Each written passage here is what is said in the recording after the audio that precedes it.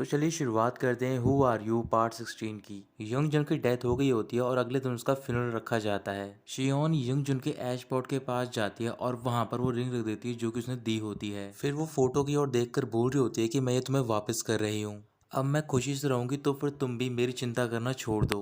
ये कहने के बाद शियोन फ्यूनरल हाउस के बाहर जाती है तो फिर वहां पर गुनवू खड़ा होता है। गुनवू शियोन के पास जाके उसका हाथ पकड़ लेता है। फिर शियोन उससे बोल रही होती है कि मैं बिल्कुल ठीक हूँ, तुम मेरी चिंता मत करो, और ये कहकर वो चली जाती है। कुछ दिन बीतने के बाद सब नॉर्मल हो गया होता है तो फिर शियोन रेडी होकर अपने घर से बाहर निकलती है। तभी वो देखती है कि वहां पर गुनवू खड़ा होता है। गुनवू शियोन के पास जाकर बोल रहा होता है, मैंने कहा था कि मैं तुम्हारा ड्राइवर बनूंगा और मैं अपना प्रॉमिस पूरा कर रहा हूँ। शियोन कुछ भी नहीं कहती और मुस्कुराकर उसकी कार में बैठ जाती है। कुछ देर बाद वो दोनों लॉस्ट एंड फाउंड सेंटर के स्टोरी रूम में होते हैं तो फिर वहां पर शियोन चीजों को ऑर्गेनाइज कर रही होती है। गुनवू शियोन से पूछ रहा होता है कि जब तुम इन चीजों को छूती हो अब तुम्हें कोई भी स्पिरिट नहीं दिखाई देती है। शियोन मना कर देती है। फिर गुनवू से पूछ रहा होता है कल वीकेंड है, कल तुम कुछ कर रही हो। शियोन कह रही होती है कि मैं काफी थकी हूँ, इस वजह से मैं सिर्फ रेस्ट करूंगी। ये कहकर वो चली जाती है। अगले दिन शियोन अपने घर पे होती है। सुबह उठने के बाद वो अपने मोटर की स्क्रीन देख रही होती है तो फिर उसके घर के बाहर गुनवू आया होता है और उसे बाहर बुला रहा होता है। जैसे ही शियोन बाहर जाती है तो फिर गुनवू शियोन से बोल रहा होता है हम दोनों हाइकिंग के लिए जा रहे हैं तो फिर तुम रेडी होकर आओ। फिर वो रेडी होकर बाहर आती है और वो दोनों हाइकिंग के लिए चले जाते हैं। हाइकिंग करते दौरान शियोन गुनवू से पूछ रही होती है कि तुम कॉप क्यों बनना चाहते थे। गुनवू शियोन को बता रहा होता है कि जो मेरे फादर थे करीबन डिकेड से एक बोट पर काम कर रहे थे, लेकिन जब से उनकी हियरिंग खराब हुई तो फिर उन्होंने काम छोड़ दिया।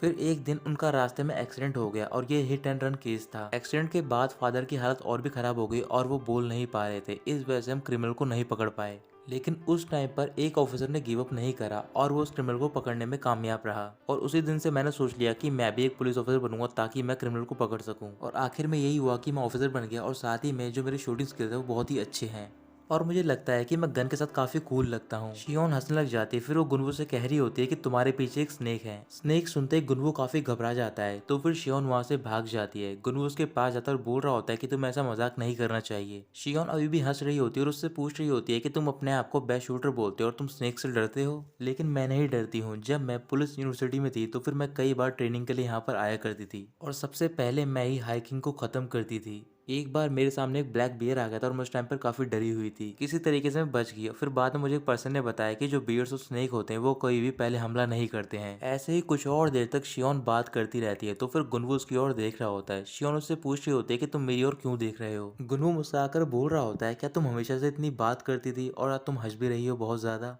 चलो ये अच्छा है तुम्हारे लिए। ये कहने के बाद वो अपनी हाइकिंग फिनिश करते हैं और वापस घर लौट जाते हैं। घर पहुंचने के बाद शियोन को याद आता है कि उसे गुनवू को बताना होता है कल अवार्ड सेरेमनी है और उसे यूनिफॉर्म पहनकर आना है। फिर वो अपना फोन ढूंढ रही होती है लेकिन उसे फोन नहीं मिलता क्योंकि उसका फोन गुनवू की कार में रह गया होता है। तभी शियोन इमेजिन कर रही होती है कि जब पिछली बार गुनवू मोबाइल वापस करने के लिए आया था तो फिर क्या हुआ था। फिर शियोन के घर की डोर बजती है और वो बाहर जाती है डोर ओपन करने के लिए और देखती है कि वहां पर गुनवू खड़ा होता है। गुनवू शियोन से बोल रहा होता है कि कब तक तुम ऐसा ही करती रहोगी। तो फिर शियोन उससे माफी मांगने लग जाती है। गुनवू कह रहा होता है क्या तुम्हें पता है कि मैं अपने घर तक पहुंच गया था और मुझे वापस देने के लिए आना पड़ा ये फोन। शियोन हंसने लग जाती है और बोल रही होती है कि पिछली बार तुम काफी जल्दी आ गए थे, इस वजह से तुम इस बार लेट हो गए हो। इसके बाद शियोन अपना हाथ आगे बढ़ाती है तो फिर गुनवू उसके हाथ में मोबाइल रख देता है। शियोन मोबाइल ले रही होती है लेकिन गुनवू ने अभी भी वो मोबाइल पकड़ रखा होता है। अचानक से गुनवू मोबाइल को छोड़ता है और कह रहा होता है कि यहाँ की एयर काफी फ्रेश है ना।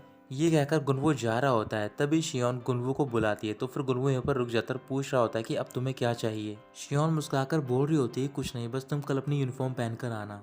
अचानक से गुनवू शियोन के पास जाकर उसे हक कर लेता है और कह रहा होता है कि हमें जल्दबाजी करने की कोई जरूरत नहीं है, तुम काफी तकलीफों से गुजरी हो और वैसे ही मैं कहीं नहीं जा रहा हूँ। ये कहकर वो वहाँ से चला जाता है। अगले दिन वो दोनों पुलिस स्टेशन में जाते हैं और वहाँ पर उन दोनों को प्रमोशन मिल रहा होता है। सेरेमनी खत्म होने के बाद सीनियर ऑफिसर शियोन के पास जाते हैं और उसे कॉन्ग्रेचुलेट कर रहे होते हैं और फिर वो गुनवू के बारे में पूछ रहे होते हैं। तभी शियोन अपने साइड में देखती है क्योंकि वहाँ पर गुनवू इन्वेस्टिगेशन यूनिट के हेड से बात कर रहा होता है। थोड़ी देर बाद शियोन और गुनवू एक रेस्टोरेंट में जाते हैं तो फिर शियोन गुनवू से पूछ रही होती है क्या तुम मुझे बताना चाहते हो कुछ। गुनवू कह रहा होता है कि मैं सिर्फ हेड से मिल रहा था ताकि मैं उन्हें हेलो बोल सकूं। शियोन गुनवू को कह रही होती है कि तुम कब तक स्टोरी रूम में रहोगे, तुम हमारे पुलिस स्टेशन में बेस्ट शूटर हो और साथ ही में ताइक्वांडो में तुम्हारी 3rd रैंक है और तुम्हारे इन्वेस्टिगेशन स्किल भी काफी अच्छे हैं, तो फिर तुम्हें क्राइम स्क्वाड में जाना चाहिए। वैसे भी वो सेम ही बिल्डिंग में तो है ना। गुनवू कह रहा होता है कि अगर मैं क्राइम स्क्वाड में चला गया तो फिर मुझे बाहर जाना पड़ सकता है और साथ ही मैं तुमसे भी नहीं मिल पाऊंगा। शियोन बोल रही होती है कि मैं कहीं नहीं जा रही हूँ, मैं यहीं पर रहूंगी, तो फिर तुम मुझसे मिल सकते हो।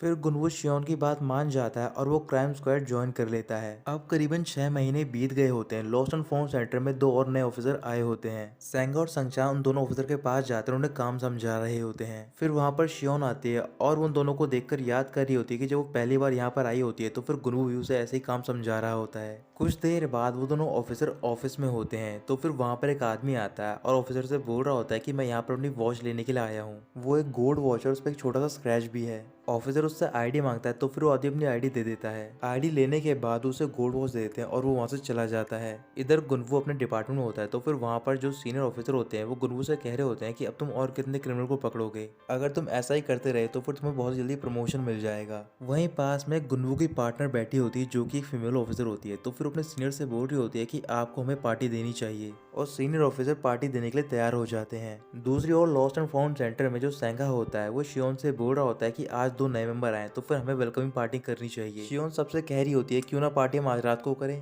फिर वो सारे बात मान जाते हैं और वो रात को मूवी देखने के लिए जाते हैं और वहां पर हेविन भी आई होती है। हेविन और सेंगा साथ में बैठे होते हैं तो फिर शियोन की ओर देखकर याद कर रही होती है कि वो और गुनवू भी यहाँ पर मूवी देखने के लिए आए थे। इधर गुनवू अपने फीमेल ऑफिसर पार्टनर के साथ एक रेस्टोरेंट में होता है और वहाँ पर ड्रिंक कर रहा होता है, लेकिन किसी वजह से वहाँ पर सीनियर ऑफिसर नहीं आ पाते तो फिर सिर्फ वो दोनों ही ड्रिंक कर रहे होते हैं। कुछ ही देर बाद वहाँ पर शियोन की टीम पहुंच जाती है और वो गुनवू फीमेल ऑफिसर को देख लेती है साथ में। संगचान शियोन से बोल रहा होता है क्यों ना हम किसी और जगह पे चले, यहाँ पर टेबल खाली नहीं है। शियोन उसकी बात मान जाती है और वो वहां से चले जाते हैं। ड्रिंक करने के बाद गुनवू शियोन के घर के बाहर जाता है और वहां पर वेट कर रहा होता है। थोड़ी देर बाद वहां पर शियोन पहुंचती है तो फिर गुनवू से बोल रहा होता है कि तुम इतनी देर से कहाँ थे, क्या तुम्हें पता है कि टाइम कितना हो गया है। शियोन कह रही होती है कि तुम्हारा क्या लेन देना, मैं कभी भी घर आऊँ, ये मेरा घर है। गुनवू बोल रहा होता है कि तुम मुझसे ऐसे बात कैसे कर रही हो, तुम्हें पता है कि मैं स्टेक आउट पे था और मैं सो भी नहीं पा रहा था। शियोन कह रही होती है कि हाँ मैंने देखा तुम स्टेक आउट पे थे, वो भी एक रेस्टोरेंट में। ये कहकर शियोन जा रही होती है तभी गुनवू शियोन को हक कर लेता है और बोल रहा होता है कि तुम्हें पता है कि पिछले 6 महीने से मैं कितने क्रिमिनल को पकड़ चुका हूँ ताकि मुझे प्रमोशन मिल जाए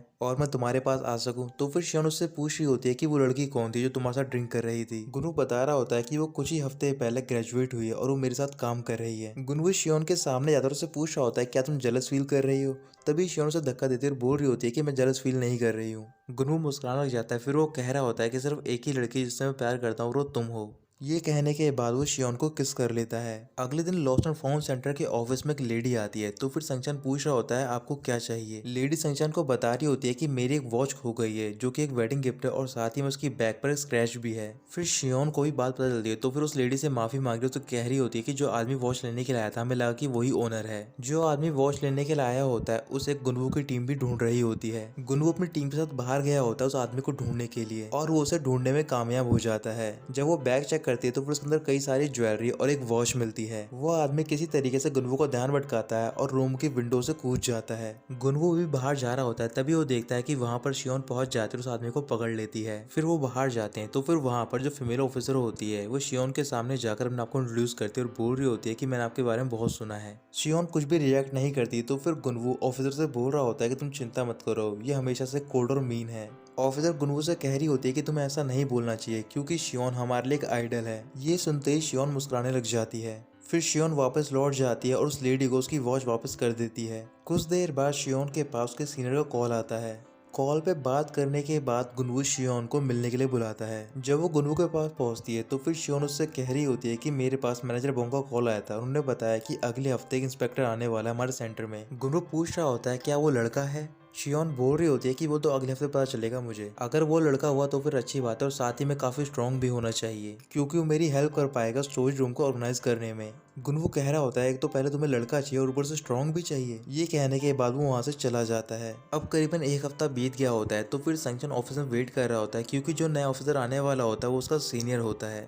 फिर वहां पर एक पर्सन आता है जिसने की हुड पहन रखी होती है तो फिर जो ऑफिसर होते हैं उसे बाहर निकाल रहे होते हैं। फिर वो उनके सामने अपनी आईडी रखता है और अपनी हुड उतारता है और जैसे ही संगचान और सेंगा उसे देखते हैं तो फिर वो गुनवू होता है। गुनवू संगचान से बोल रहा होता है कि मैं शॉवर लेने के लिए जा रहा हूँ तो फिर तुम मेरी चीजों को ऑर्गेनाइज कर देना, और ये कहकर वो चला जाता है। शियोन स्टोरेज रूम में होती है। कुछ देर बाद वहां पर गुनवू पहुंच जाता है। फिर वो शियोन को सैल्यूट करता है और बोल रहा होता है कि मैं नया ऑफिसर हूँ जो कि यहाँ पर असाइन हुआ हूँ। शियोन बोल रही होती है कि तुम मजाक करना बंद कर दो तो फिर गुनवू कह रहा होता है क्या तुम्हें पता है कि पिछले 3 महीने से मैं कितनी रिक्वेस्ट कर रहा हूँ अपने सीनियर से ताकि मैं यहाँ पर आ सकूं। शियोन पूछ रही होती है कि तुम यहाँ पर क्यों आए। फिर गुनवू से बता रहा होता है कि मैं सोने के लिए और साथ ही में डेट पर जाने के लिए, वो भी तुम्हारे साथ।